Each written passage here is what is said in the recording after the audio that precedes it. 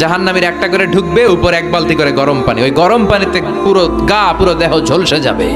এরপরে ফেরেশতারা হাতুড়ি নিয়ে দাঁড়িয়ে থাকবে, পিটানো শুরু করবে। পিটাতে পিটাতে মাসেলগুলোর হাড্ডিগুলো থেতলে যাবে।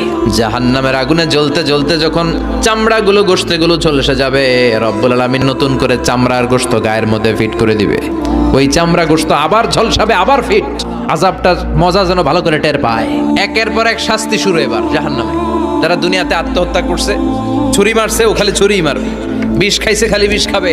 যে মেয়েগুলো ওড়নায় গলা পেঁচিয়ে আত্মহত্যা, তারা জাহান্নামের রশিতে আর ওড়নায় খালি আত্মহত্যা করতেই থাকবে। যারা স্মার্টফোনের ভিতরে ইন্ডিয়ান নায়িকাদের কোমর দোলানো ডান্স দেখেছে, অশ্লীল ভিডিও দেখেছে, জাহান্নামের গরম শিক চোখের ভেতরে ঢুকিয়ে দেওয়া হবে।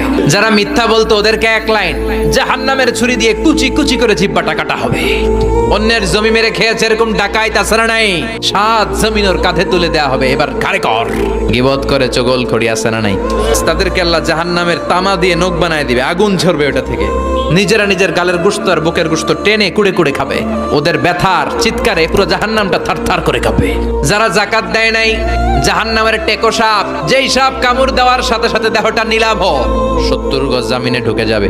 আবার সাপ ওখান থেকে ছোবল দিয়ে বের করে পা থেকে পেঁচাতে পেঁচাতে কোমরে একটা টাইট।